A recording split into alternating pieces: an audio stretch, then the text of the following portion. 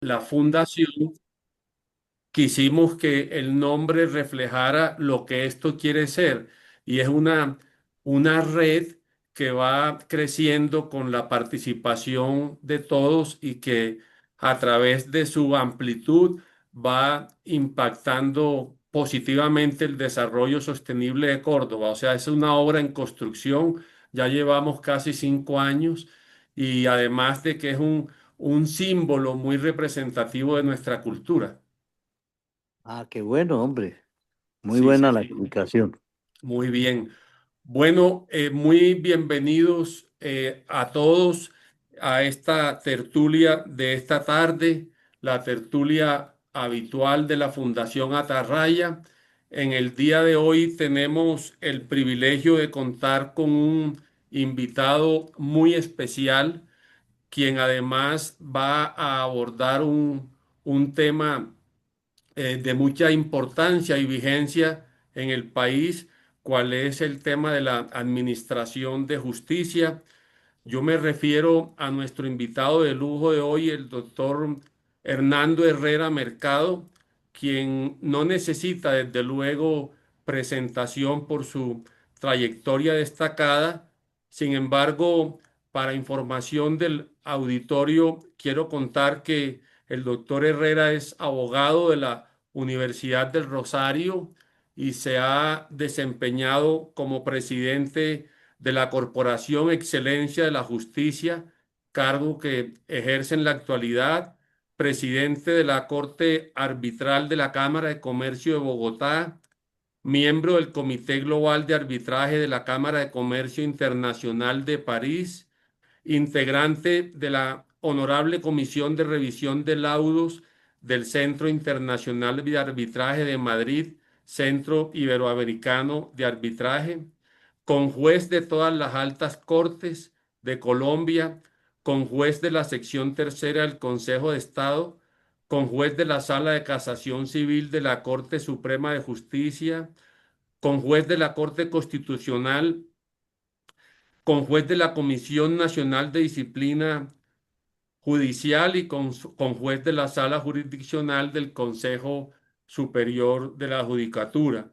Adicionalmente, es una persona eh, vinculada y con raíces muy profundas en nuestro departamento de Córdoba y también me honra decirlo, un amigo muy cercano, no solamente a esta casa, sino a mi persona, de manera que son todas ellas las razones por las cuales hoy nos sentimos muy complacidos de que el doctor Hernando haya aceptado esta invitación y estamos seguros de que su presentación va a ser de gran utilidad a todos los participantes.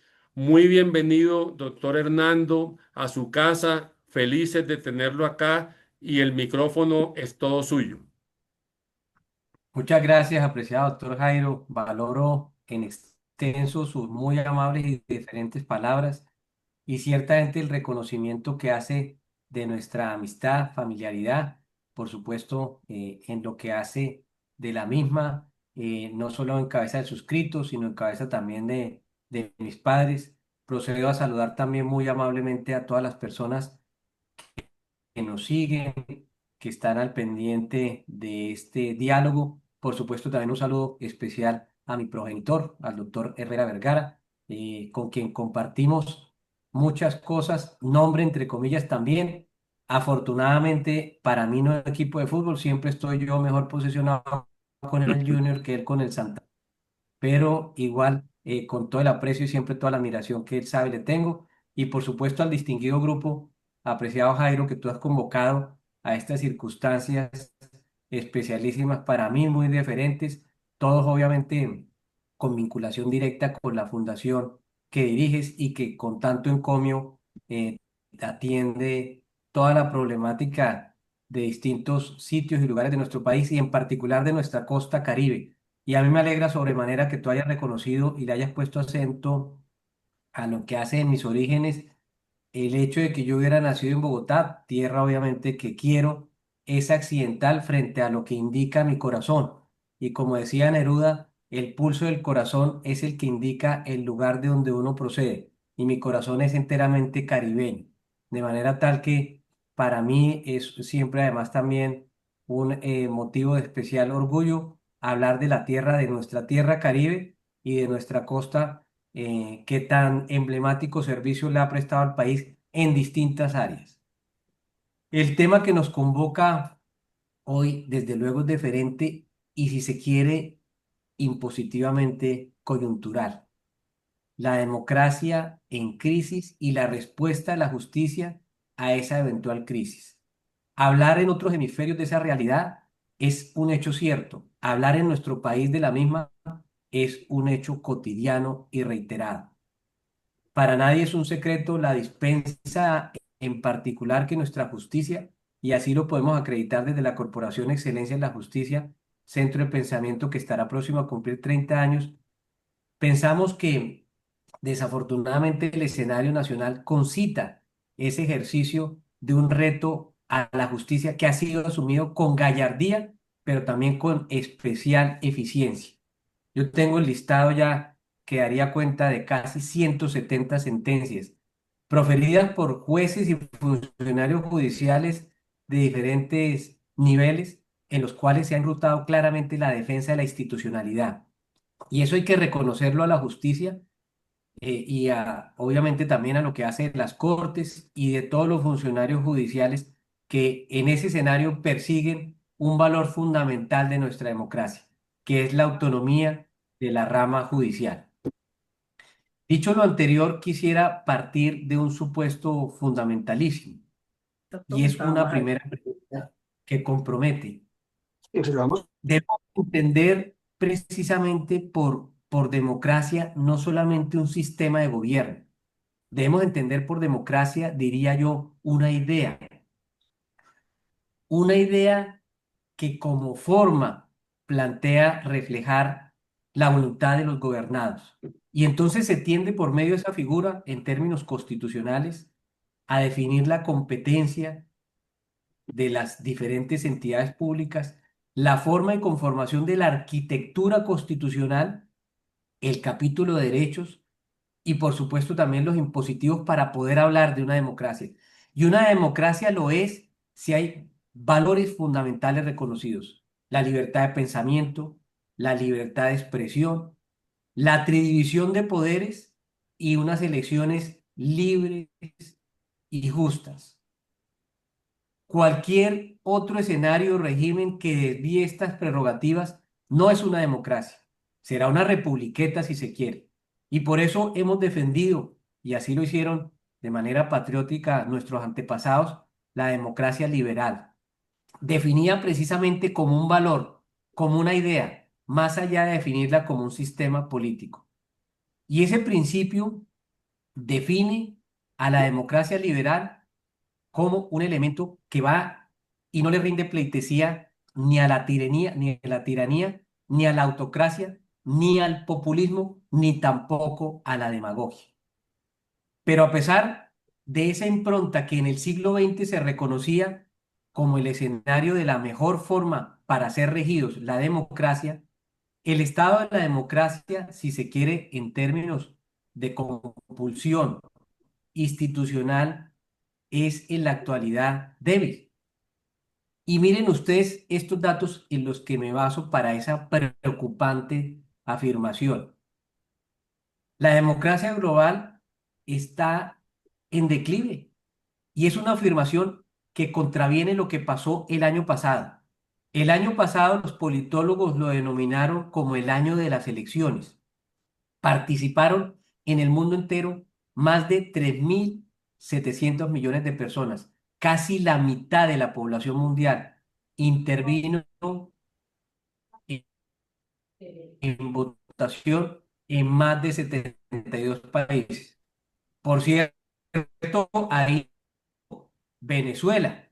Venezuela es un acto de convocatoria democrática. Fue una afrenta a la democracia. Fue un atraco a la democracia. Fue un hurto calificado a la democracia. Una de las peores pantomimas que hubiéramos visto en lo que hace el presente siglo para tratar de camuflar como democrático un acto dictatorial en la extensión de un poder que obviamente hace las veces de ser inconstitucional y que cualquier país serio como desafortunadamente a veces no lo son los que tenemos en el continente, debería haber defenestrado ese régimen y dicho, como por ejemplo lo dijeron algunos presidentes de diferentes líneas. Claro, lo dijo Javier Milei en Argentina, claro, lo dijo Bukele en El Salvador, pero también lo dijo Gabriel Boric en Chile.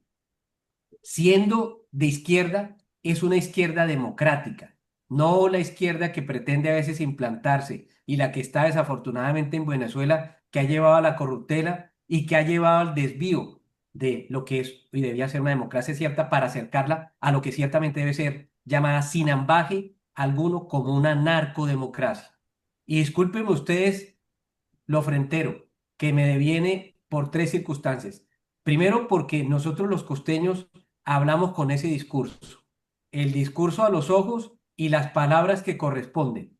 Pero segundo, también porque, como dice un amigo mío, no hay chiquito que no sea bravo y me dice, usted ejerce permanentemente. Claro, seguramente los menos de mi 1,70 y realmente según la cédula son 1,68, auspicia esa posibilidad. Y lo tercero, porque pues ese es el talante que nos impone las horas difíciles de las que hablaba Winston Churchill.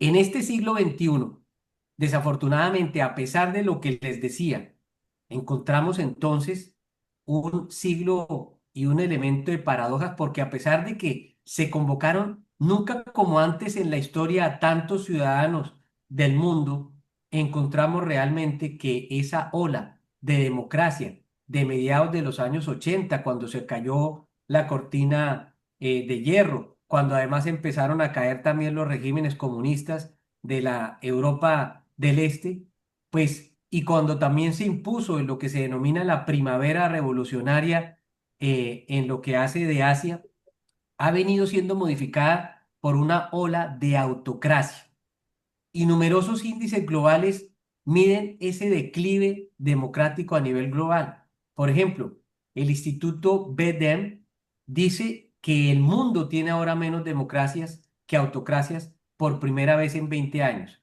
Y también dice ese mismo estudio que la democracia liberal se ha convertido en el régimen menos común del mundo.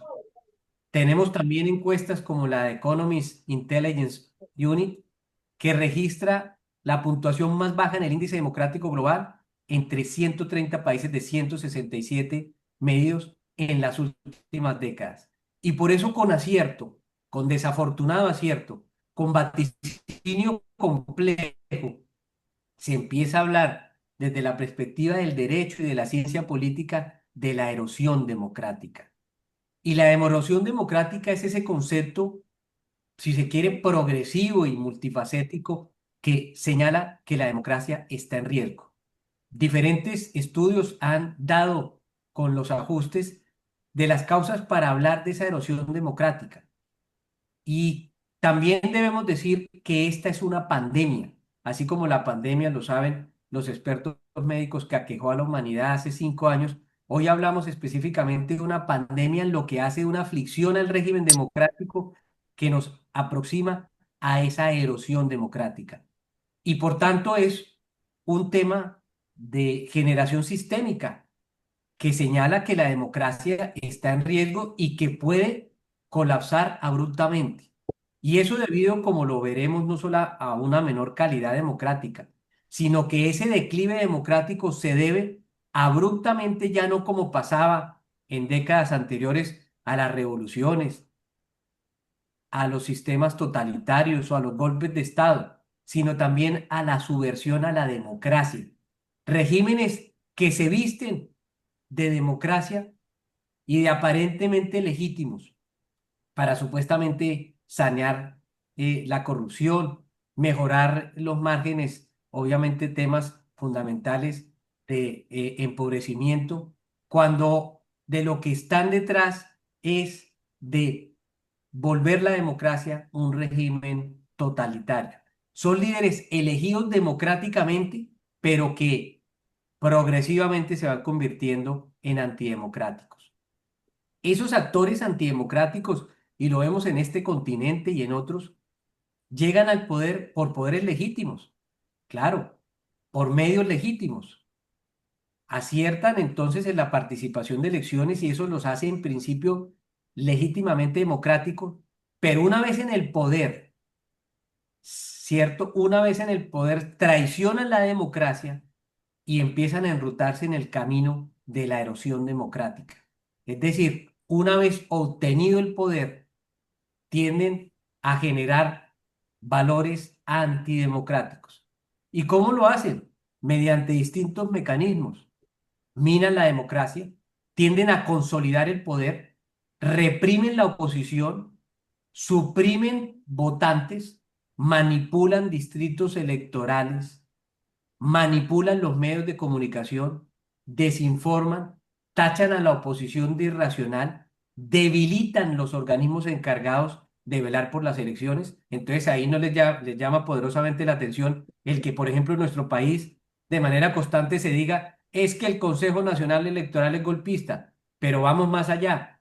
Se emplean tácticas de generación de miedo, incertidumbre, incrementan la polarización y desde el juego también se dedican a menoscabar los otros poderes públicos, en particular la justicia, porque es la calza que más les duele. Y entonces señalan, como por ejemplo aquí lo hemos visto, que el Consejo de Estado es fascista, que la Corte Suprema de Justicia no puede estar presidida por un afro, porque sin querer repetir esas palabras que son racistas, pero esas fueron las que se expresaron, un negro no puede ser conservador, o se dice también específicamente en su momento anterior que la Fiscalía pretendía auspiciar un golpe de Estado y así otras quimeras utópicas que hemos visto para demostrarnos que eso no es más que un plan organizado para efectos de erosionar la democracia.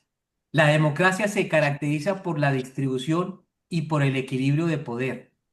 Así lo planteó Montesquieu.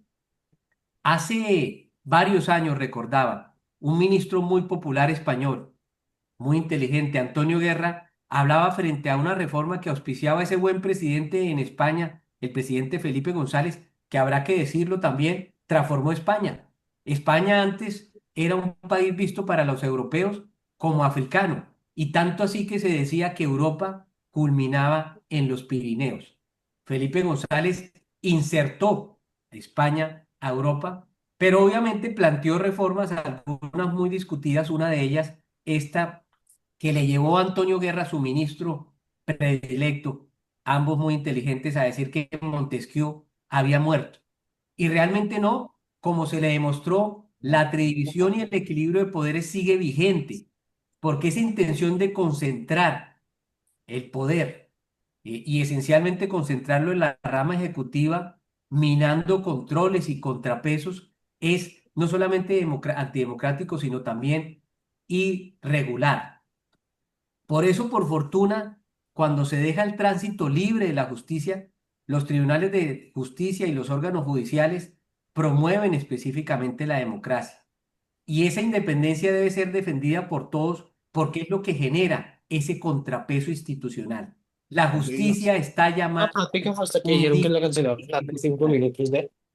Dentro de eso, también habrá que decir que la justicia está llamada a ser contrapeso del poder legislativo, pero también del poder del ejecutivo, y condiciona esas rendiciones de cuenta para que específicamente frente a ellas no se atente en contra del texto político o la Carta Fundamental o la Constitución o la Carta de Navegación de la Institucionalidad, ni que tampoco se restringan las libertades civiles tan importantes como la expresión o como la de asociación. Pero claro, en línea de esa erosión tienden a dominar la agenda pública, poniendo su hito precisamente en el menoscabo de la fe en la democracia y en la democracia existente. Tienden a amparar y a decirse que defienden las constituciones, incluida por ejemplo la nuestra, la bien avenida Constitución del 91. Usted, doctor Herrera Vergara, que participó como constituyente en la misma, para efectos después de irla socavando por medio de la generación de desconfianza hacia las instituciones y poderes democráticos, pavimentando, si así se quiere, un camino hacia el populismo y hacia la demagogia.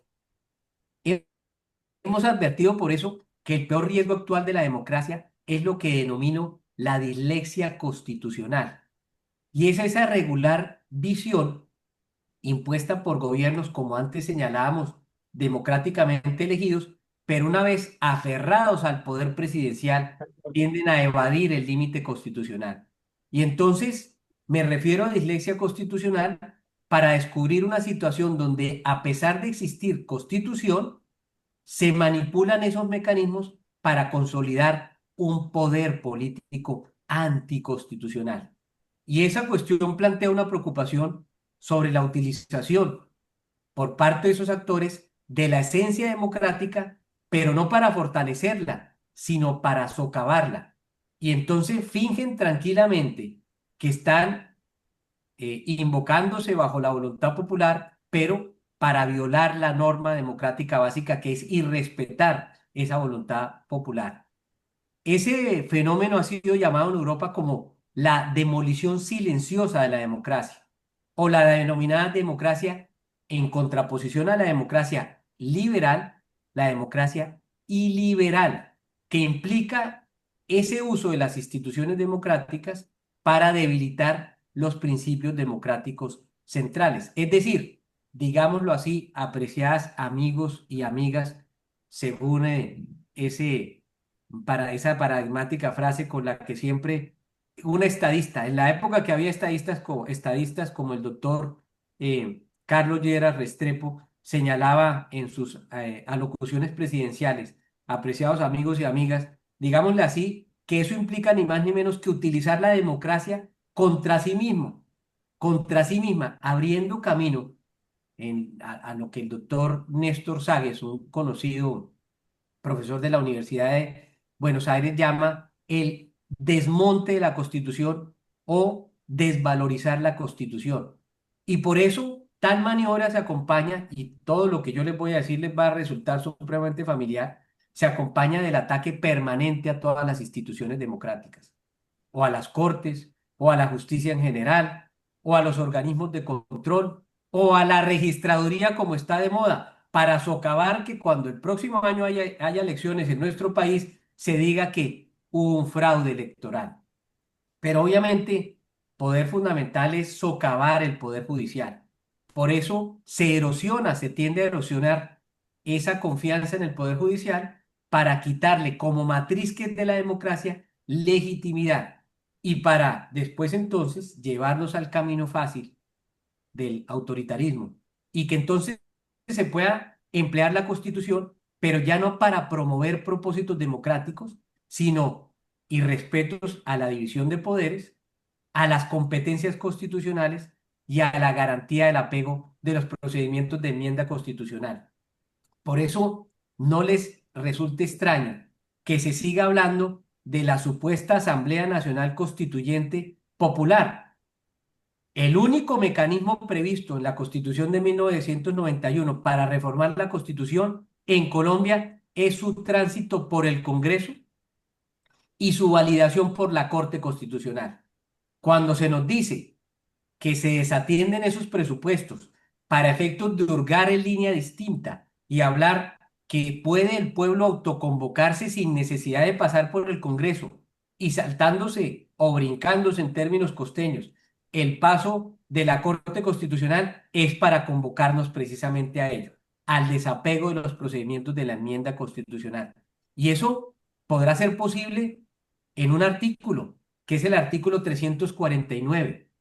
Claro, lo que pasa es que habría que decirle que ese artículo 349, a quien auspicia desde la sexta con séptima Casa de Nariño en Bogotá, esa idea no hace parte de la Constitución colombiana, hace parte de la Constitución venezolana, donde dice que el dictador, alias Nicolás Maduro Moros, puede convocar a una asamblea constituyente en su Consejo de Ministros y que lo puede hacer, entre comillas, popularmente, pero no en el caso de la Constitución colombiana, ni tampoco que devenga del trato o acuerdo que se surtió con la FARC, porque la Corte Constitucional, mediante cosa juzgada constitucional, dijo muy claramente que ese acuerdo es un acuerdo político y que para efectos de su implementación requería regulación por parte del Congreso y validación por parte de la Corte Constitucional.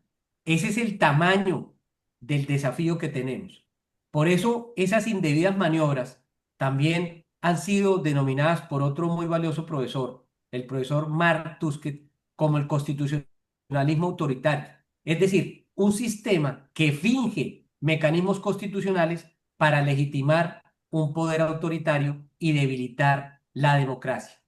Por supuesto, esta visión irregular, como está clara, es impuesta por gobiernos elegidos democráticamente que, autoingidos por un poder que nadie les ha dado, promueven desmantelar la arquitectura institucional democrática vigente. Es lo que el profesor también Jaska Monk, profesor muy conocido de la Universidad Johns Hopkins, habla en su obra del pueblo contra la democracia. Y desde esa perspectiva, premeditadamente, se busca entonces, doctor Jairo, alterar las llamadas arterias constitucionales. Así las llamaban conjuntamente dos maestros del constitucionalismo colombiano, que quiero hoy citar para rendirles un homenaje: el doctor Jaime Vidal Perdomo y el doctor Luis Carlos H. Caponte. El destino me privilegió con la posibilidad de poderlos acompañar en el foro académico como su profesor auxiliar. Como dice el bambuco, menos mal se murieron los abuelos, porque seguramente el doctor Vidal Perdomo y el doctor Sachi Caponte estarían ingratamente sorprendidos del camino y el desvío constitucional y de que se desfigure la Constitución para efectos de llegar a esa visión excluyente y, si se quiere, también de ideología perversa de la hermenéutica constitucional. Es derrumbar la democraticidad de la democracia, todo lo que es la democracia por la vía de ella misma. Por eso quisiera señalar, frente a ese constitucionalismo abusivo que banaliza los parámetros de jerarquía normativa constitucional, como se lo dijo muy claramente el profesor Mauricio Gaona de manera reciente en un debate muy conocido, a quien hace las veces hoy disque de ministro de Justicia, y le citó entonces de manera propicia el profesor Gaona a ese sujeto procesal, a los profesores Orió o Hans Kelsen, que señala que la Constitución prevalece porque ella es la voluntad popular y prevalece sobre esa especie de mesianismo supraconstitucional al que nos quieren conducir para efectos de reformar de manera irregular la Constitución, sobrepasando las reglas constitucionales. Por eso el cerrojo aquí, y esto de cara muy importante a lo que va a pasar mañana, es la Corte Constitucional. Toda la justicia, claro que lo es, pero la Corte como guardiana fundamental de la Constitución. Yo sé que en el escenario cotidiano, y ese es el patente, pues se tiende a veces a tener una opinión negativa en contra de sobre la justicia. Pero miren ustedes la perversidad también que tienen las encuestas. Los señores encuestadores, que deberían antes preguntarle a la opinión pública qué opinan de las encuestas, cabalgando continuamente en el conflicto de interés, siendo contratistas del gobierno de turno y diciendo de todos modos que tienen la objetividad para calificar, dicen entonces, cuando hablan de la justicia, que 7 de cada 10 ciudadanos no creen en la justicia. Falso. Y se los voy a demostrar por qué. Ellos mismos, ¿cierto? Cuando motivan al ciudadano a preguntarle por determinados procesos, por ejemplo, el de la tutela, 7 de cada 10 ciudadanos dicen tener una opinión favorable de ese procedimiento y de los jueces que conocen de las tutelas. Pues resulta que los jueces que atienden las tutelas son los mismos que atienden los procesos ordinarios. Luego es falso, o por lo menos contraevidente, o por lo menos es una antípoda esa opinión que los encuestadores tienden a hacer de la justicia. Lo que no quiere decir, claro está, para quienes defendemos la justicia y daríamos hasta la vida por hacerlo, que la justicia no sea susceptible de mejoras. Claro, y en particular lo que hace el sistema penal o acusatorio.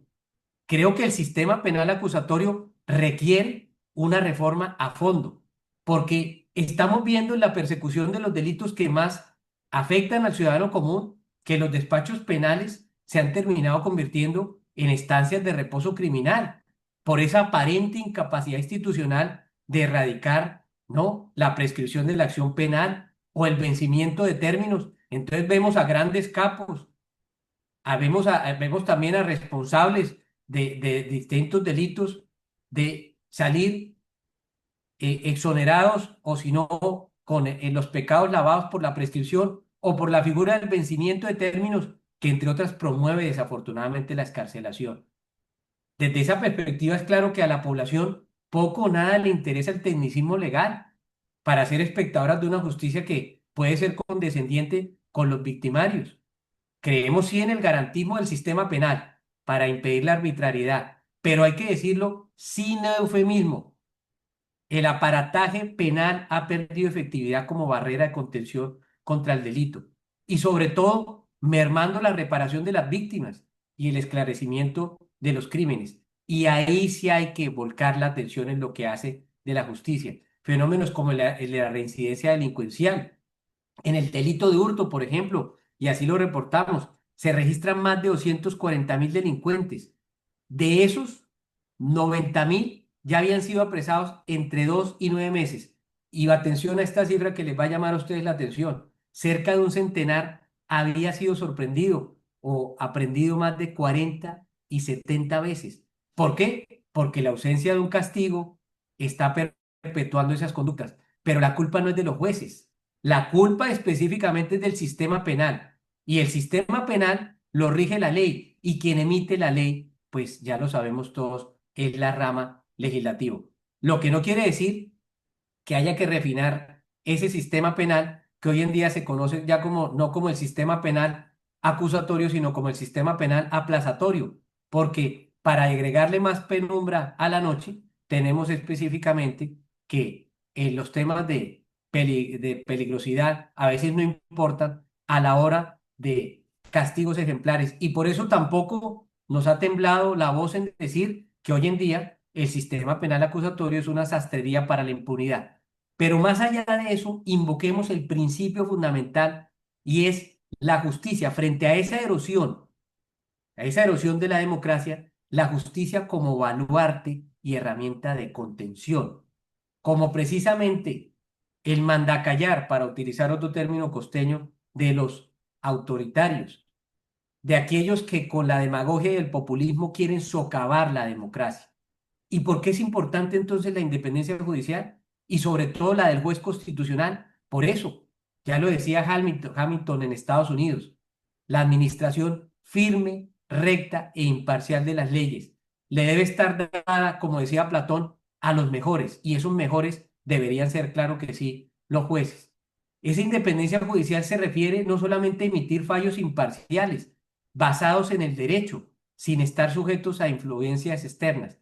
Se refiere también a librar una importante batalla por la separación de poderes y por el respeto a las reglas del Estado Social de Derecho como pilares de la democracia. Entonces, las decisiones judiciales y en particular las de la Corte Constitucional deben darse de manera tranquila, de manera libre, sin cuestionamiento alguno y sin intentos de cooptar para tratar de arrodillar ese poder judicial. Por eso las críticas que hemos visto, sobre todo en tiempos recientes, por el Poder Ejecutivo, minan el procedimiento judicial, atropellan la función esencial del juez y lastiman la estabilidad institucional. Deslegitimar a los magistrados del Consejo de Estado, de la Corte Suprema, desde luego de la Corte Constitucional, y sugerir motivaciones distintas a lo jurídico, pues no tiene otro objetivo distinto que erosionar el equilibrio de poderes y erosionar la democracia. Y a eso tenemos que seguirnos oponiendo de manera clara, de manera enfática, de manera valiente y de manera gallarda. El respeto a la autonomía judicial es un imperativo para la defensa de la democracia, claro está, pero también para evitar la concentración de poder. Miren ustedes, ya para ir rematando, el caso mexicano. El caso mexicano durante la administración del expresidente López Obrador es un espejo desafortunado para vernos, pero es un espejo. Se minaron las instituciones independientes esenciales del Estado, incluyendo ataques reiterados al Poder Judicial, todo con un objetivo, todo con una ruta, todo con un norte, norte equivocado, pero hacia allá iba ese esfuerzo. Se le recortó el presupuesto al Poder Judicial Federal en más de un 30%. Y el presidente en las mañaneras, que eran como el aló presidente, la versión del aló presidente de Hugo Chávez, de Hugo Rafael Chávez Frías, fustigaba permanentemente al Poder Judicial, hasta que el 5 de febrero del año pasado supimos esa andanada que perseguía. Perseguía una de las más peligrosas iniciativas, reformas constitucionales auspiciadas por el Congreso General de los Estados Unidos Mexicanos y del cual aquí también el presidente Petro ha hablado, la elección popular, en el caso mexicano, de los jueces y de las juezas federales, incluyendo, como allá se denomina, los ministros y ministras de la Suprema Corte de Justicia de la Nación. Quiere ello decir, los magistrados y las magistradas de esas corporaciones judiciales. En contraste con los estándares internacionales, donde en el caso alemán, en el caso francés, se ha venido depurando la elección y la carrera judicial, la elección popular de jueces garantiza precisamente que sean elegidos no los mejores, sino los peores eventualmente. No aquellos que los apareja sus méritos o sus competencias, sino de acuerdo al arrodillamiento al capo de turno, como pasó en México, donde se cooptó por los grandes carteles de México esa elección, y hay que decirlo también con ambajes y con esa claridad, ¿no? Y obviamente con una participación que ni siquiera llegó al 14%. Por eso hay que oponernos que en Colombia se llegara a esa posibilidad de la elección por voto popular, distrayendo obviamente la administración de justicia. Es tan ridícula esa propuesta que si quieren, entonces mejoremos, como se le dijo entonces, y se le dijo desde la Corporación de Excelencia de la Justicia al presidente de la República, le mejoro la apuesta. Vámonos entonces a elegir a los jueces y juezas de Colombia mediante voto popular, pero también sus ministros, también sus superintendentes, también sus embajadores, también jefes de departamentos administrativos. Es decir, no para validar eso. Tan ridículo es lo uno como ridículo sería lo otro. Dentro de esa perspectiva, agradeciéndole entonces al doctor Jairo estos 40 minutos que él me ha recomendado estar, quiero volver a reiterar elementos fundantes que aquí son bastante importantes. La justicia en el último tiempo en nuestro país, y ese es mi reporte, ha cumplido un importante valor democrático. La justicia, por ejemplo, en lo que hace la sección quinta del Consejo de Estado, emitió un pronunciamiento que evitó que mediante un procedimiento irregular se nos convocara mediante un decretazo a una consulta popular para que se feriaran más de 850.000 millones de pesos, como lo denunciaron el señor Contralor General y el señor Registrador Nacional del Estado Civil. Gracias al Consejo de Estado, entonces se puso de presente esas circunstancias. Gracias a la Corte Constitucional, se peluqueó una reforma tributaria que alejó durante algún tiempo el capital extranjero, considerando que la industria extractiva hay que perseguirla por el solo hecho de ser extractiva, lo que entre otras produjo una crisis en el mayor afluente del presupuesto de la nación, en Ecopetrol. Es decir, terminamos no solamente dándonos un tiro en un pie, sino en ambos pies y en las manos por cuenta de un capricho presidencial. Pero también habrá que reconocerle a la Corte Suprema de Justicia, quien, sobre todo en ocasión anterior, convocó una terna de gran valía para que de ahí surgiera una nueva magistrada de la Corte Constitucional, como también que la registraduría, que aunque no hace parte de la rama judicial, habrá que reconocerle el valor civil que ha tenido el actual registrador en lo que hace precisamente de no dejarse manosear ni cooptar. Y así pudiera seguir en la línea de los ejemplos, si se quiere, ya no pasando de la justicia, de la jerarquía o de la alta jerarquía judicial.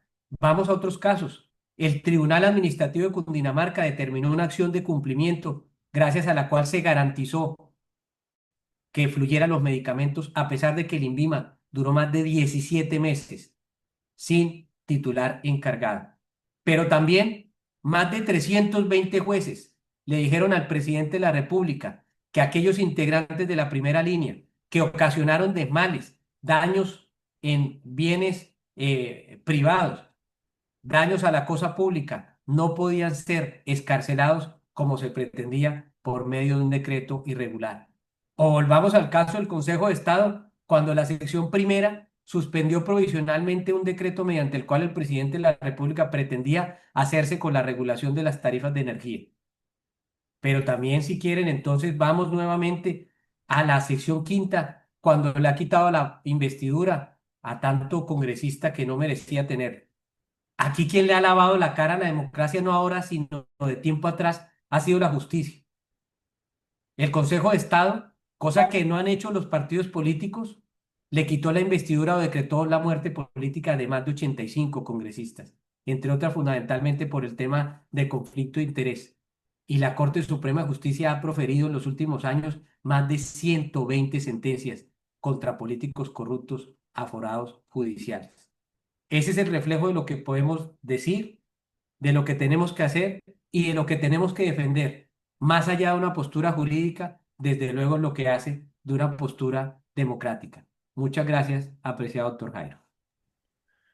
Mil gracias, doctor Hernando, por su presentación y por esa estupenda síntesis acerca de el valor y la importancia de la justicia y de la administración de justicia en tiempos como los presentes. Podríamos decir que vivimos el tiempo de la justicia y el momento de los jueces en esta situación en la que se encuentra la democracia a nivel global y particularmente en el caso de Colombia. Es usual en esta tertulia, doctor Hernando y asistentes todos, que luego de la presentación damos la oportunidad de hacer preguntas que quieran hacer los participantes o comentarios a la presentación que acabamos de escuchar. De manera que quienes quieran intervenir, por favor levanten su mano a través de la plataforma y vamos concediéndoles la palabra para que puedan expresar sus comentarios. Quien quiera empezar, por favor, déjenoslo saber.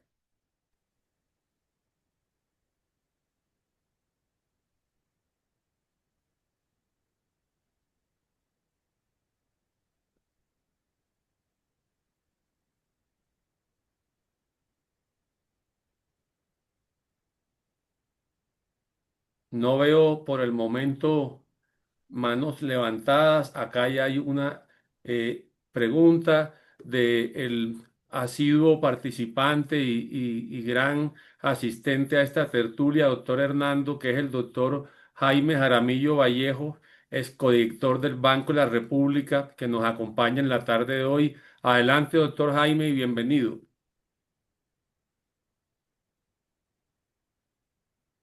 Me pareció excelente la charla y coincido con usted, digamos, en que buena parte de la acción de la justicia ha sido fundamental para que la democracia siga para adelante.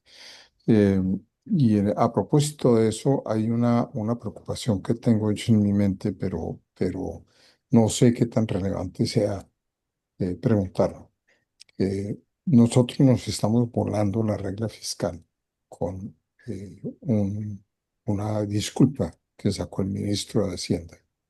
Y eso lo que hace es que le crea una necesidad al próximo gobierno a hacer un ajuste fiscal que obviamente es impopular y al ser impopular garantiza que la izquierda va a volver a las elecciones en el siguiente periodo a ganar y por eso o puede haber una probabilidad muy alta de que eso ocurra, lo cual sería lamentable. Entonces, pues yo no sé usted cómo está, que vea, como que puede hacer el Poder Judicial para que se cumpla con la regla fiscal en el país. Muchas gracias, doctor Jaime. Le agradezco su generosidad en sus comentarios y desde luego también su muy importante pregunta. Permítanme y le doy también un agradecimiento a los doctores Marlon, José Fernando, Elvira, Edwin y Eugenia por sus muy amables comentarios. Y paso entonces, doctor Jaime, a dar cuenta de su muy importante cuestión en esta materia. Yo coincido con su preocupación. y ciertamente han existido, hoy, y es además un hecho objetivo, claro, distintas maniobras para efectos de poner en jaque la regla fiscal. Y precisamente ese escape del gobierno, como también se ha denominado, pues pone de presente un debate que pensábamos superado. Usted como gran experto en el tema de finanzas públicas lo sabe, el manejo fiscal del país y además lo que de alguna forma nos daba una acreditación internacional en estas materias supremamente importantes. Quiero comentarles porque lo sé que de manera muy reciente, hace un mes, 2 meses exactamente, se cumplió el día de ayer, se presentó una demanda ante el Consejo de Estado en contra del gobierno, denunciando ese quebrantamiento de la regla fiscal. Y específicamente, la demanda pide la nulidad del acto mediante el cual el Consejo Nacional de Política Fiscal, CONFIS, activó la controvertida cláusula de escape de la regla fiscal. Seguramente el Consejo de Estado va a dar cuenta muy rápidamente de ello, porque la demanda que tuve ocasión también de analizarla pidió suspensión provisional de esos actos. Y hay que también reconocerle a la sección primera del Consejo de Estado, que es, fíjense ustedes, una pequeña corte constitucional, porque ellos revisan la legalidad de los actos del gobierno, ¿no? A diferencia de lo que hace la Corte Constitucional, que revisa la constitucionalidad de los actos fundamentalmente del Congreso, o los que hace el gobierno cuando se trate, claro está, de estados de excepción, como la conmoción interior, como la emergencia económica, etcétera. Entonces, en ese sentido, apreciado doctor Jaime, vamos a tener ocasión muy próxima de tener una determinación judicial en ese sentido con relación a esa demanda que pone de presente esa preocupación suya que, reitero, es supremamente calificada y desde luego muy profunda. Mil gracias por tu respuesta. Con mucho gusto. Eh, Hay una pregunta, apreciado Jairo, del doctor Juan Manuel Rincón. Está en el chat. Sí, adelante. Gracias. Pregunta Juan Manuel, ¿cómo se puede contrarrestar la nueva pandemia de la demolición silenciosa de la democracia? Seguramente con más justicia. Seguramente, Juan Manuel, tenemos que estar al pendiente de eso a veces que parece una entelequia y que puede a veces también resultar, doctor Juan Manuel, complejo, y es la elección de los magistrados de las Cortes. Yo recuerdo en el año 91, perdóneme, en el año 92, y hago esa alusión familiar, cuando mi padre fue elegido magistrado de la Corte Constitucional, eran procesos meritocráticos, tranquilos. Claro, alguien dirá, es que está hablando bien porque es el papá. No, miren la terna en la que integraba en ese momento él.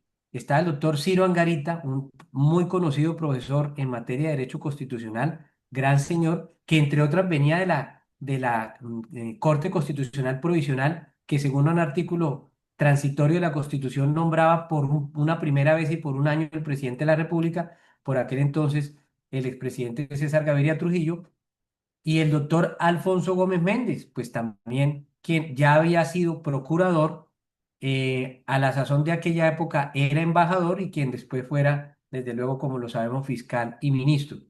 Pero eran ternas bien confeccionadas y seguramente eso se le dejaba, el ejercicio o la revisión se le dejaba a los abogados. Bueno, hoy estas elecciones deben comprometernos a todos. Y mañana, y lo hemos dicho hasta la saciedad, es un día clave en esa elección. Ustedes bien saben que la Corte Suprema de Justicia confeccionó una terna que integran los abogados en orden de lista, la doctora María Patricia Balanta, el doctor Carlos Camargo y el doctor Jaime Humberto Tobar. Pues no es coincidencial que el presidente de la República y su también entrecomillado ministro, es que creo que de verdad, como decía un amigo de la casa, el doctor Carmelo Martínez, todas esas dignidades antes se han convertido en mangos bajitos, porque, bueno, en este gobierno van más de 54 ministros, es un récord, además a nivel nacional, que no había sido superado en ningún gobierno, en ninguna época, ¿cierto? Tendríamos que remontarnos a la época de la patria boba, cuando los gobiernos duraban muy poco y por eso los ministros o secretarios duraban lo mismo, pero no, aquí es por un capricho fundamental de desarticulación seguramente. Pero en esa línea también habrá que advertir que el presidente de la República ayer en un trino que calificaron todas las líneas jurídicas. Yo vi a varios decanos de universidades, ¿no?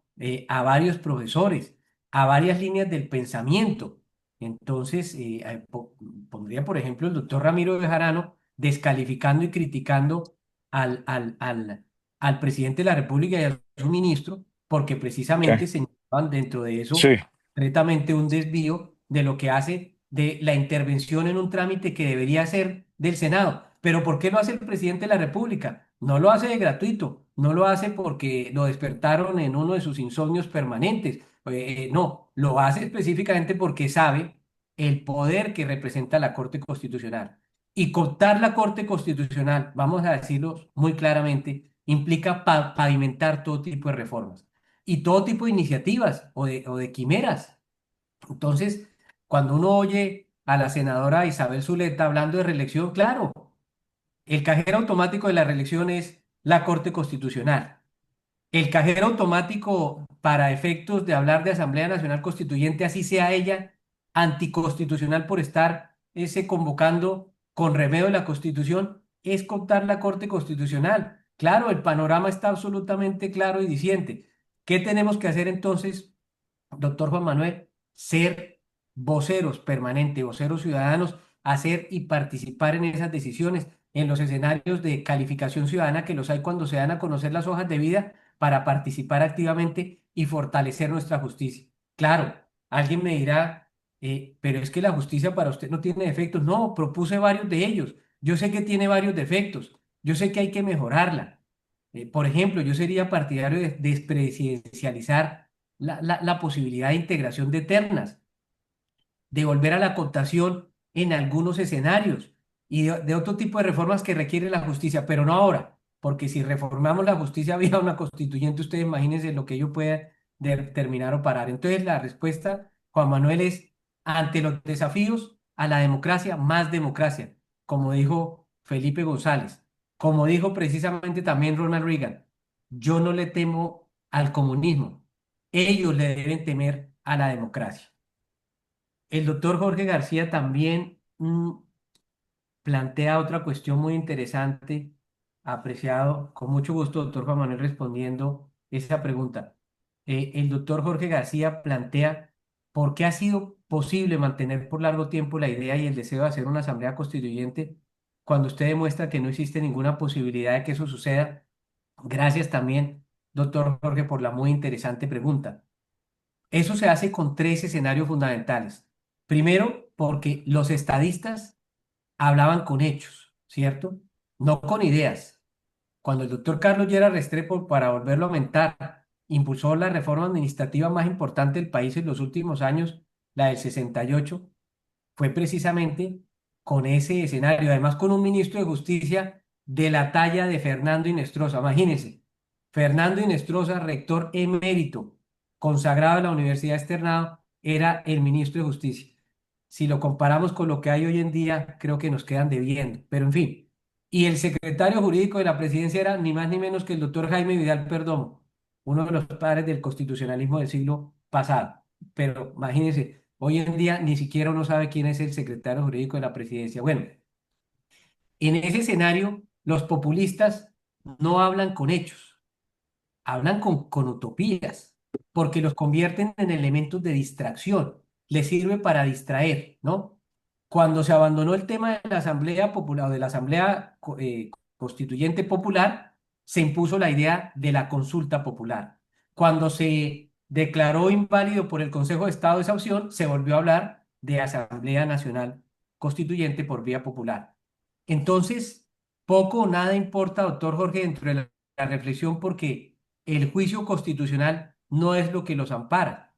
Miren que fue hace 2 años cuando el defenestrado y hoy ratificada su destitución del ex canciller Leiva, de la mano del hoy ministro de Justicia, hablaban de que el tratado, el acuerdo de paz con la FARC tenía un artículo que lo permitía, se detectó muy fácilmente con las sentencias que antes les ponía de presente la Corte Constitucional que el acuerdo habanero, el del Teatro Colón, en modo alguno implican un acuerdo que tenga fuerza jurídica. Es un tratado que tiene unas implicaciones políticas y requiere para su implementación de la mano del Congreso y de la convalidación de la Corte. Luego, si siguen hablando de ello, doctor Jorge, pues seguramente es un globo aerostático de esos de los que a veces, ¿no? De los que a veces uno ve que miden el clima y a veces también con esa intención, seguramente poco constitucional, de engañabobos, como esas bombas que en una época ponían en Vietnam, que eran las cazabobos, se desactivaba una más pequeña y ahí venía la bomba grande. Entonces, pues no hay para nuestra fortuna, doctor Jorge, y cerraría con eso, artículo constitucional en la Constitución del 91 que específicamente le dé la posibilidad a este gobierno, si no es mediante una convocatoria en el Congreso con una mayoría calificada y luego la convalidación de la Corte, que pueda darse y concretarse una asamblea constituyente. El doctor Rogelio dice, Antes, doctor Hernando, excúseme, ¿sí? antes había levantado la mano el doctor Pedro Mendoza. Ah, claro, este es su foro, doctor Jairo. Yo aquí es que me puse a leer porque No, tratamos de darle orden a la participación, doctor Hernando, porque hay muchas preguntas, entonces, para que todos tengan la posibilidad de expresarlas. usted manda de manera tal que usted me dice si hablo muy largo, abogado, que No, usted se imagina. señor. Bien. Adelante, Pedro.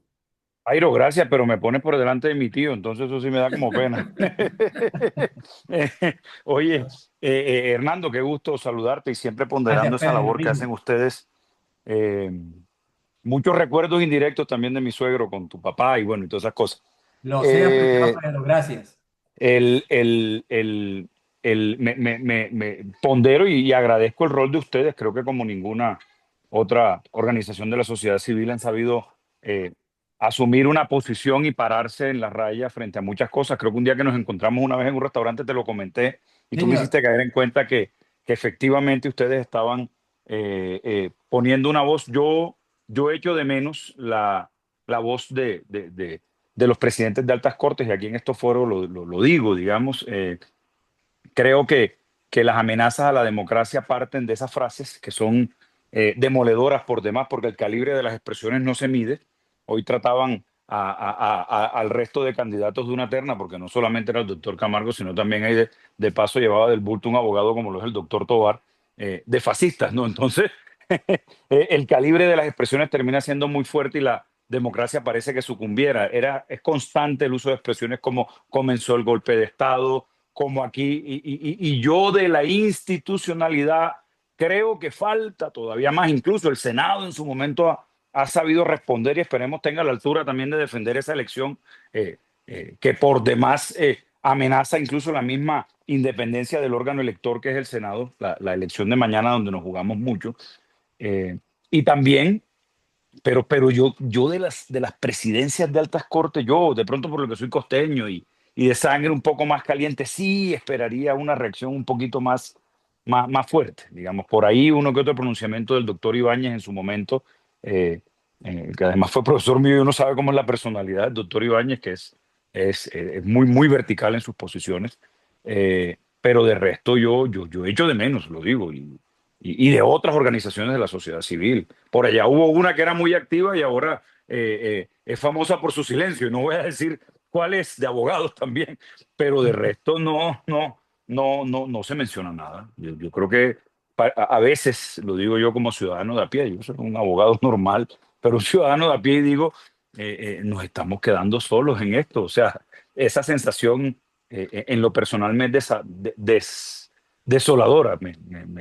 Siendo papá y amando este país como lo amo, no en vano estoy acá y estudié Derecho y creo que las cosas pueden ser mejor.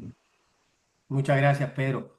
Bueno, yo te comento, claro, a mí me pasa ahora que tú decías de sangre caliente, yo también, haciendo alusión al dicho del amigo que les ponía de presente que dice, no hay chiquito que no sea bravo y usted ejerce permanentemente. Sí, a mí me pasa exactamente lo mismo. Yo soy seguramente de ese temple que a veces uno debería apaciguarse un poco, pero bueno, así nos hizo mi Dios y así nos iremos. ¿Qué te diría yo? Bueno, tú lo sabes perfectamente y yo se los quiero decir en este foro de amigos y de gente conocida y grata. Seguramente los magistrados quisieran ir más allá y si no lo hacen, les voy a decir, es con una precaución, porque esto es cuando lo mismo que en la plaza, cuando le tiran el capote largo al toro. El torero está esperando al toro para no solamente distraerlo, lo está esperando para con el estoque, ¿cierto? No, darle. Los jueces y los magistrados tienen que preservar esa imparcialidad, esa independencia. Pero ellos, en todo caso y a pesar de esa circunstancia, lo han hecho. Lo que pasa es que han escogido, seguramente, y ahí creo que es muy válido lo que tú dices, han escogido unos escenarios académicos. Entonces, por ejemplo, el doctor José Fernando Reyes, que fue anterior presidente de la Corte Constitucional, habló cuando la propuesta del presidente de reformar la Constitución, habló de una propuesta peligrosa y gelatinosa. Esos fueron sus términos. Inmediatamente el presidente le dedicó 3 o 4 trinos. Del doctor Jorge Enrique Ibáñez Najar, tú has hablado también y debo dar esa constancia. Es más, hace 2 semanas en el encuentro de la jurisdicción constitucional tuvo esa misma contundencia. Pero también la tuvo el doctor Gerson Chaverra, que además, hombre, es una prueba de que la democracia existe. Un hombre afro, de escasos recursos, nacido por partera, chocuano, de Ismina, es un ejemplo para todo el mundo, excepción hecha del inquilino de la sexta con séptima. Y fue por sus posturas y por sus pronunciamientos que también fueron muy claros, exigiéndole respeto al presidente de la República, pero además se lo dijo de frente que el presidente le acuñó esa frase de un negro no puede ser conservador, que si yo la repito no es porque me guste, es para dar cuenta al nivel al que ha llegado el foro presidencial desafortunadamente. Pero también el actual presidente, el doctor Tejero, de la Corte Suprema de Justicia de la Sala Civil, en el encuentro en Villavicencio la semana pasada, utilizó esos mismos términos de exigencia de respeto a las Cortes. Pero es lo mismo que ha hecho el Consejo de Estado en sus 2 presidentes, para hablar solo de los últimos, el doctor Milton Chávez, de la sección cuarta, y también el doctor Álvarez, que es de la sección quinta, la denominada sección cuchilla, porque esa sección sí que es la que más le ha llamado la atención al presidente para efectos de destinarle todo tipo de improperios y todo tipo de trinos. Y también se han parado con gallardía, pero hay un acto, Pedro, que muestra la tensión en la que está la relación en las Cortes y el presidente. El presidente en febrero de este año convocó a los presidentes de las Cortes a un almuerzo. ¿Ustedes saben cuántas personas fueron presidentes de las Cortes? Ninguno. No fue el de la Corte Suprema, no fue el de la Corte Constitucional, no fue el del Consejo de Estado, no fue paisano nuestro, el de la Comisión Nacional de Disciplina Judicial, el doctor Mauricio Rodríguez, que también ha tenido una postura en ese sentido emblemática. No fue tampoco la Judicatura, no fue el doctor Vallejo, presidente del Consejo Superior de la Judicatura. Tampoco han asistido a otros actos. Y fíjense ustedes, qué más gallardía de las altas cortes de que haber eliminado de tajo el besamanos que antes se presentaba ante el presidente de la República, precisamente por ese tipo de pronunciamientos. Quedó en letra antigua y pasada esa posesión de los magistrados cuando se hacían en la Casa de Nariño. No, el doctor Urbano, por ejemplo, último magistrado que entró a la sala penal de la Corte, se posesionó ante su misma corporación judicial. La doctora Adriana Polidura, el doctor Venegas, el doctor Córdoba, el doctor Franco, que son los últimos magistrados que ingresaron al Consejo de Estado. Perdón, estoy olvidando el doctor Sosa, el doctor Usme, el doctor Espeleta, de la sala laboral civil de la Corte Suprema, y estos de la sección primera, segunda, tercera. y cuarta, se han posesionado ante el presidente de su misma corporación. Pero en ese mismo sentido, así lo hizo la última persona que ingresó a la Corte Constitucional, también la doctora Lina Marcela Escobar. Esos son actos de independencia judicial. Y tanto así que fíjense ustedes, por primera vez en la historia, el presidente de la República no concurrió, además porque en el caso de la Corte Suprema de Justicia no fue invitado a ninguna de esas posesiones. Y si fue invitado, se le dijo expresamente que no podía hablar, someterse a las reglas de la justicia.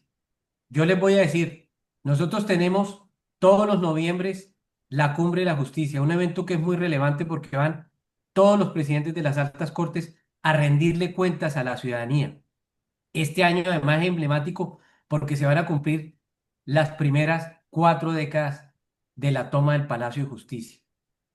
Y les voy a decir, ahí no estará invitado porque mientras que yo sea director, a menos que haya respeto por la justicia, no estará invitado el presidente de la República y tampoco estará invitado el ministro de Justicia, porque a la justicia hay que respetarla y yo no voy a promover ni a promocionar el irrespeto a la justicia.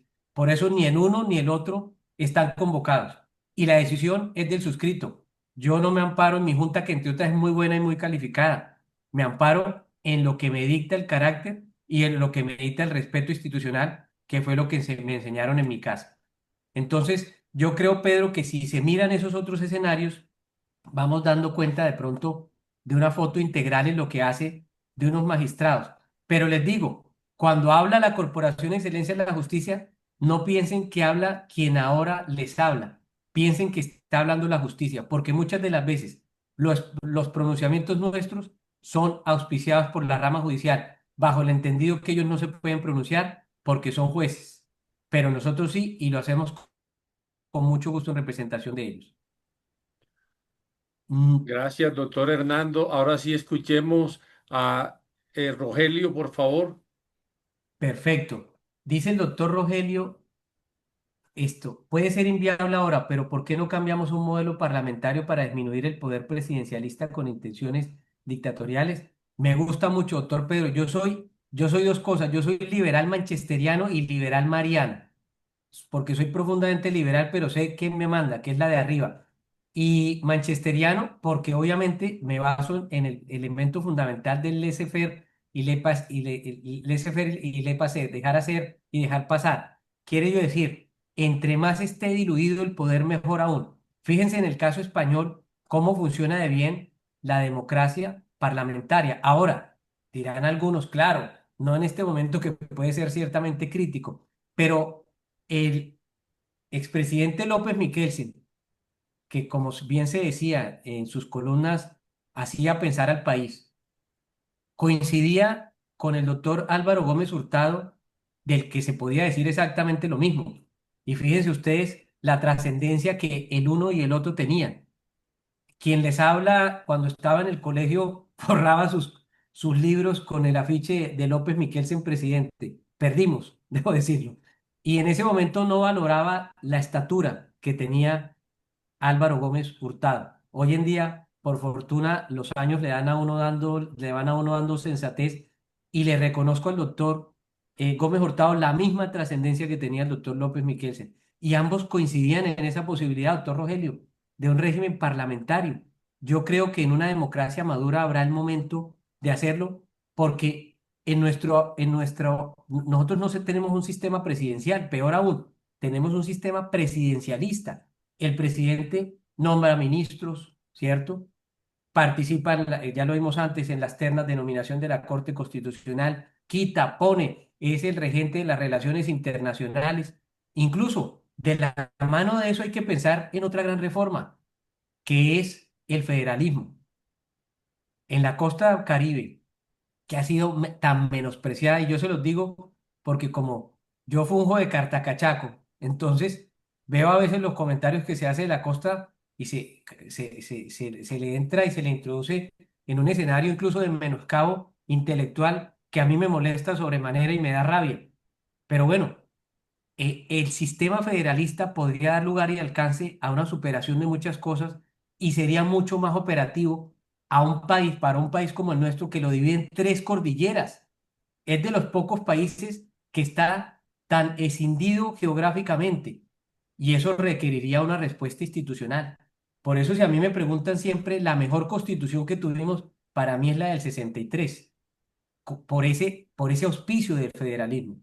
Pero bueno, vamos a ver cuando esos debates haya la posibilidad de darlos. La doctora Elvira Forero, gran amiga, me pregunta cuáles son las amenazas a la democracia, ¿cierto? Ah, no, perdón, doctora Elvira, como le tengo confianza, me la voy a saltar, porque veo aquí que el doctor Jorge Padrón nos pregunta, y agradeciéndole a él también su gentileza, dice, el ciudadano de a pie pide reformas a la justicia, no podemos seguir viviendo el espectáculo grotesco de los delincuentes de cuello blanco y políticos en casas por cárceles. Doctor Jorge, estoy totalmente de acuerdo con usted. Y lo mencionaba, el sistema penal acusatorio es hoy en día una sastrería para la impunidad. Es un sistema poroso, no es muro de contención contra el delito y requiere una reforma. Claro que sí, coincido plenamente con usted y suscribo además sus comentarios y ratifico lo que antes he dicho. Esos beneficios a ultranza de los delincuentes son, pues desafortunadamente, y se convierten en auspicio para promover el delito. Miren, yo les digo, en los Estados Unidos, cuando uno ve esas penas, que a veces le parecen algunos excesivas, de cadenas perpetuas y no sé cuántos años de cárcel, pues claro, ¿cuál es el nivel de impunidad? Mucho menor que el nuestro. Ahora, no pensar solamente en una pena alta, porque a veces las penas altas tampoco disuaden del delito. ¿Qué es lo que disuade del delito? Tres elementos fundamentales. Un sistema judicial eficiente a la hora de perseguir el delito. Hoy en día no lo tenemos. Yo les digo, nuestras estadísticas indican que la fiscalía pierde el 67% de los casos que lleva a la justicia. Es un margen supremamente alto. Entonces, hay que fortalecer el sistema penal acusatorio, especializando la función de los fiscales y creando más despachos judiciales en lo que hace lo penal. Segundo, necesitamos una legislación dura que beneficie a la víctima, no al victimario. Aquí a los victimarios lo único que hace falta es condecorarlos, pero no a las víctimas que desafortunadamente son vilipendiadas de manera constante y de manera reiterada. Y lo tercero, necesitamos un sistema carcelario rígido, un sistema severo. Miren, nosotros tenemos desde que se creó el IMPEC, hace casi 30 años, un poco más de 30 años, han pasado por el IMPEC 24 directores. Es decir, que la vida útil de un director del IMPEC es un año y unos pocos meses. Tenemos que crear una carrera penitenciaria segura y cárceles de verdad que resulten siendo estratégicas compartiendo, doctor Padrón, ese escenario. Voy ahora entonces, ahora sí a la pregunta de la doctora Elvira. ¿Cuáles son las amenazas a la democracia de su análisis con las mayorías del gobierno Petro en la Corte Constitucional? Todas, apreciada Elvira, desafortunadamente, todas. Por lo que antes decíamos, se convertiría la Corte Constitucional en un cajero automático, en una carretera sin peaje, para efectos por ahí de validar todo tipo de reformas, reforma presidencial, Asamblea Nacional Constituyente, reformas así no las hubiera aprobado, las hubiera aprobado truchamente, como dicen los argentinos, como la reforma pensional, que tiene sus vicios y está revisando la Corte, y como otro tipo de reformas.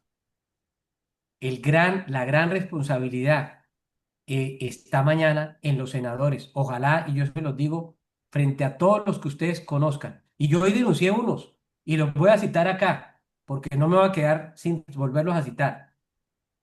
El señor Correa, el señor Asprilla, el señor Trujillo, que sus partidos políticos están en oposición y entonces como son lentejos y las lentejas caen mal de noche sobre todo, pues auspician y se convierten en tapete del gobierno para auspiciar la toma de la Corte Constitucional, mientras que el Partido Liberal, Cambio Radical o el Partido Conservador están en oposición. Estos godomarxistas, y perdón, yo no es por maltratar a los godos, sino al contrario, por maltratarlos a ellos, teniendo una ideología tan importante como es la conservadora, la menosprecian con una alianza que es además una antípoda. Y por eso algún columnista hablaba de ese término, en el caso de ellos sí peyorativo. O los entonces supuestos liberales, que no son liberales, sino que son liberuchos, que son obviamente ni más ni menos que personajes enmermelados entregando por esa vía la línea de acción. Eso no puede ser. Luego, mañana, cualquier posibilidad, o hoy, esta misma noche, que ustedes tengan de convencer, de hablar con un senador, hay que hacerlo. Y ahí hay que también meter uno que no es senador, pero que está haciendo el mismo énfasis. El muy cuestionado registrador del Estado Civil, Alexander Vega, al que yo dije que había que rodear, sí, y lo dije en una columna que no tiene, que no tuvo rectificación con la alusión de la que hablaba Jaime Garzón, que cuando le preguntaron por Ernesto Samper dijo, sí hay que rodearlo. Y todo el mundo le dijo, pero ¿por qué si usted es antisamperista? Dijo, hay que rodearlo, pero para que no se escape. Pero bueno, así de claro y con ese escenario es el que toca hablar. Entonces, apreciar, Elvira, el riesgo es grandísimo y es fundamental. Por eso coincido con lo que el doctor Freddy Puche señala, que Dios no permita, exacto, acudamos a Dios y estoy de acuerdo. Germán Vargas Lleras, de manera muy clara y muy contundente, lo advirtió en su columna, el todo por el todo. Muchas gracias al doctor Carlos Burgos por también sus manifestaciones amables y reiterando lo que señala el doctor Pedro con relación a esta muy importante decisión que se va a adoptar mañana. Y el doctor Eduardo Flores, apreciado doctor Jairo, tiene la mano levantada. Adelante, doctor Eduardo. Doctor Hernán, muy buenas noches. Doctor Jairo, muy buenas noches a todos. Excelente, excelente su intervención, doctor Adelante, Hernando. doctor Eduardo. En realidad, pues comparto por lo menos todo lo que tiene que ver con la forma como se ha manejado en este gobierno el país y el daño que le está haciendo a la democracia, esos puestos o esos cargos en cabeza de personas sin ninguna preparación, creo que le hace muchísimo daño a la democracia. Ojalá mañana pues podamos dar un buen golpe para poner en la Corte Constitucional a alguien que no siga esas directrices. Ojalá creo que yo también comparto eso, pero eso es más como mi idea política. Sin embargo, yo sí tengo pues mi percepción con respecto al sistema penal acusatorio. Yo creo que el sistema penal acusatorio y la ley penal en general, más que un muro de contención contra el delito, es un muro de contención contra el poder punitivo del Estado. Y precisamente por eso las normas como la prescripción, como los vencimientos de términos, hay que verlos un poco menos crítico, creo yo.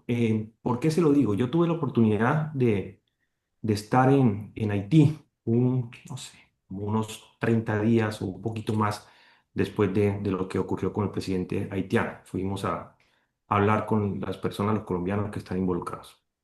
Y usted no se imagina la situación de esas personas en Haití.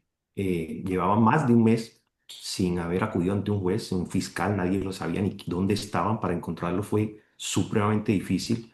Ni las mismas autoridades sabían dónde los tenían en unas condiciones que usted no se imagina. No habían ido ni frente a un juez para verificar la legalidad del procedimiento que se había hecho contra ellos.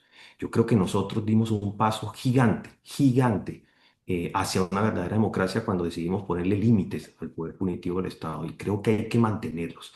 Nosotros aquí en 36 horas hay que estar frente a un juez, evitando que se desaparezcan. No sé si se acuerda usted del F2 y todo lo que ocurría hace mucho tiempo con el DAS, los desaparecidos, un carro negro se llevaba, no volvían a aparecer.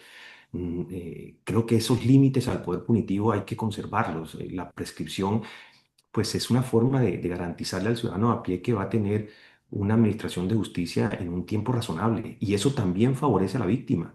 El problema, creo, doctor Hernando, radica en la mala preparación de los funcionarios que administran justicia. ¿Cómo es posible que un proceso que prescriba en 10 años pasen 10 años y no lo logre? Y después la mala es la ley porque prescribe. Yo creo que tenemos un gran problema de meterle la culpa de la infidelidad a la cama y no a quien lo hace. Yo creo que el sistema sí pone unos buenos límites. Si se están venciendo términos, hay que ver qué es lo que está pasando. ¿Por qué se están dando esas libertades cuando los términos son bien amplios para eso? Quitar ese límite al poder punitivo se nos puede devolver. Es mi percepción personal. Creo que empezaría ahí sí a depender del gobierno de turno, de esas persecuciones políticas para utilizar el derecho penal a su favor, aunque no estoy diciendo que no se esté haciendo. Efectivamente, aquí podemos hacer las reformas que sea, y es que el problema grande lo tenemos somos nosotros, no la ley. Aquí vamos a torcer lo que pongamos. Hacemos una gran reforma del sistema penal acusatorio y veremos cómo más adelante, dentro de unos años, estamos pidiendo otra reforma, porque la que hay seguramente le encontramos la salida para perjudicar. Sí, pero en términos generales, suponiendo, viéndole las virtudes que tiene el sistema, creo que parte de las virtudes es ese control al poder punitivo. Hay que controlarlo. Si lo dejamos desbordar, pues ocurre pasando nuevamente lo que vivimos en el Palacio de Justicia o en otras cosas que nos han pasado en este país por esa rabia y a veces fundada, claro está, contra el delito, pues ¿quién no quiere que lo protejan? Pero con esa justificación, a veces el Estado termina pasando la línea y terminando pues siendo peores que el mismo delincuente con la justificación de perseguirlos. Y creo que hay que ponerle límites. Creo que el problema es por qué no están cumpliendo esos límites, por qué están traspasando ese límite. Yo creo que esa es la pregunta. ¿Qué pasa con los funcionarios? ¿Qué pasa? ¿Por qué un proceso sigue durando 10 12 años? ¿Por qué se les prescribe? Y muchos quienes no están de acuerdo con libertades o con la prescripción dirán, pues es que son los abogados los que dilatan para obtener libertades. Y eso no es tan cierto, porque finalmente un abogado que dilata un proceso durante muchas audiencias, ese término no se le cuenta para libertades, eso se descuenta. Así que ese abogado que pasa una excusa, pasa dos, pasa tres, antes por el contrario está perjudicando a su cliente porque le van a descontar el tiempo que se le cuenta a él por esas demoras. En realidad el tiempo que se cuenta, y así es hoy en día, es el cuento que es imputable al Estado. ¿Por qué se está demorando el Estado tanto tiempo? Yo creo que ahí es donde es la verdadera pregunta y qué hacer para que eso no ocurra, para que el Estado, yo creo que la buena preparación, usted hace un rato estaba diciendo cuáles serían, cree usted, las políticas a seguir para mejorarlo y una de ellas, decía usted, un sistema jurídico eficiente. Sí, yo creo que por ahí es. Yo creo que es buscar un sistema jurídico que funcione, bueno, un aparato judicial que funcione, fiscalía, defensa, que no es que se están venciendo muchos términos, pues entonces ampliemos el término. No, no, no, no. Si se están venciendo el término, ¿qué está pasando? Hombre, el funcionario debería responder por ese vencimiento y no el ciudadano de a pie, porque finalmente cuando quitamos esos límites al poder punitivo, quien está asumiendo esa carga es el procesado. Que todavía es procesado, ojo, yo en esto yo entiendo, después de una pena es cierto que hay que ponerle algunos límites al cumplimiento de la pena, pero mientras el proceso se esté adelantando, que es inocente, ¿sí? Mientras no se le demuestre lo contrario, pues tiene que tener unas garantías, tiene que tener unas garantías, ¿sí? Y esas garantías pues están constituidas, pienso yo, en esa serie de límites como los términos dentro del proceso penal. No sé, ¿usted qué piensa, doctor Hernán? Doctor Eduardo, yo le agradezco, sus reflexiones son supremamente valiosas y me parecen además muy oportunas, porque claro, ese sistema penal, si lo vemos de manera desmesurada, terminamos como en las mazmorras del medioevo, donde simplemente no, como usted bien señalaba, sin explicación alguna y tampoco sin raciocinio jurídico alguno, se imponían penas y penas irredimibles, ¿no? Además, unas penas que reñían contra lo que es la naturaleza humana. Y desde ese punto de vista me parece que usted acierta en todo lo que ha dicho con esa temática. Fíjese que a veces uno piensa en el efecto de las penas, ¿no? Y hay gente que dice, no, es que hay que aumentar las penas. Ahora se está hablando de prescripción, o mejor, de convertir específicamente el delito o el feminicidio en imprescriptible, ¿no? Lesa humanidad. Bueno, es que resulta, nosotros hicimos un estudio reciente en la corporación, el incremento de la pena por la ley Rosalvira Celi ha tenido un efecto neutro. El año pasado se originaron, o mejor, se dieron 700 casos, más de 720 casos de feminicidio. Usted conoce bien la pena, lo que se aumentó. Luego, ¿cuál fue el efecto para esa para ese tema en particular? Ninguno. Entonces coincido, pero de otro lado también tiene usted toda la razón. A una persona no se le puede someter a no definírsele la situación jurídica en ningún escenario y mucho menos en el bien más preciado que es su libertad. Entonces, fenómenos como la prescripción, como el vencimiento de términos, Además, por lo que usted dice que ciertamente es así. Si hay dilación, ese término no se cuenta, ¿no? Entonces, el tema, y me gusta mucho su planteamiento, tendrá que atravesar esa eficiencia del funcionario, esa especialidad, por ejemplo, frente al tipo de delito. Coincido plenamente y le agradezco mucho su reflexión, doctor Eduardo, muy juicioso. Bueno, doctor Hernando, como le explicaba cuando amablemente aceptó la invitación, una de las normas acá es empezar puntual y terminar puntualmente la tertulia. Dos mensajes finales. El primero, reiterarle los agradecimientos por su presentación. Como pudo observar, interés absoluto del auditorio, un tema de la mayor relevancia, tanto estructuralmente como coyunturalmente. Entonces, bienvenidas y muy apreciadas todas sus reflexiones y planteamientos. Y lo segundo, un mensaje a toda la audiencia. Estas tertulias y estos eventos son posibles gracias a la convicción de un grupo de 22 cordobeses que creamos la Fundación Atarraya y que adelantamos estudios e investigaciones por el desarrollo sostenible de Córdoba. Queremos invitarlos a todos a conocer el más reciente estudio que se ha hecho y es sobre la aplicación de los recursos fiscales del departamento de Córdoba en los últimos años. Yo creo que sirve mucho conocer cómo se usan los recursos en el departamento, conocer también la historia económica del departamento. Esas investigaciones están disponibles en nuestra página web y por supuesto hacerles una amable invitación a contribuir y aportar a la sostenibilidad de esta fundación. Lo pueden hacer a través de nuestra página web haciendo las donaciones que consideren, pero estamos convencidos, estos profesionales cordobeses, todos independientes y dedicados a nuestra actividad y nuestro oficio profesional, que entre todos podemos contribuir a la construcción de un mejor departamento para beneficio general y, por supuesto, para que Córdoba se beneficie de la riqueza mayor, que no es ni siquiera sus recursos naturales, sino el capital humano que encontramos en cada uno de estos espacios como el de hoy. Mil gracias nuevamente, doctor Hernando, por su generosidad, a todos por su participación y asistencia y los esperamos en próxima ocasión en nuestra siguiente tertulia. Muchas gracias a ustedes, apreciado Jairo, y de verdad un abrazo especial para todos. Ahí estoy saludando también a mi amiga la doctora Sofía Gaviria Adela. Bueno, a la doctora Diana, muchas gracias, a Rosa Susana.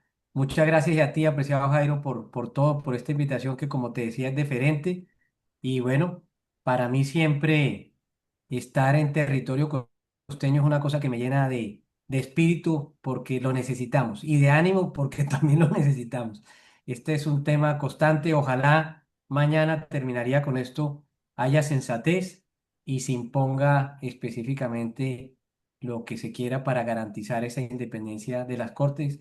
Y como dice, siendo yo futbolero, un comentarista argentino, doctor Jairo, gracias por traerme. Con el mayor gusto y será seguramente no la última, sino apenas la primera. Así será siempre materia y objeto útil para lo que sea, y más con los beneficios que ustedes en lo social y la muy importante fundación tú diriges Atarraya, pues genera, que eso es una cosa que también nos debe llenar de gran orgullo regional, nacional y por supuesto también humano. Muchas gracias y un abrazo especial para todos y todas. Gracias, buenas noches para todos y que pasen muy bien. Hasta luego. Noches para todos. Gracias.